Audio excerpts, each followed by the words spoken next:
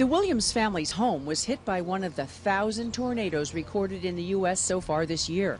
And because severe weather had never hit their subdivision before, they had no records, no pictures, and only a few receipts. I guess we got so comfortable in this area because we don't usually have that type of weather. Nobody likes to think that a disaster will happen to them, but the time to think about the claims process is before you have to file a claim. Quite simply, the better prepared you are, the simpler and the easier the entire process will be. Anything that you upgraded, make a list of what you changed from. When your insurance adjuster comes around, that's what he wants. He wants pictures, you know. He wants to see what, even though the house is gone, he needs to see what kind of house was here. The Williams family was smart because they had reviewed their policy with their agent every year, one of the most important things a homeowner can do to prepare.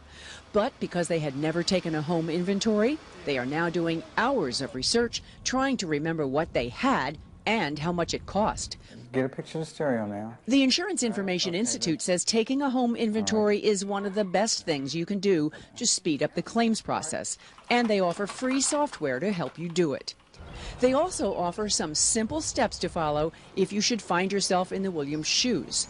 As soon as possible, call your insurance company and let them know the extent of the damage. If you've been forced out of your home, you'll be reimbursed for these additional living expenses, so save your receipts.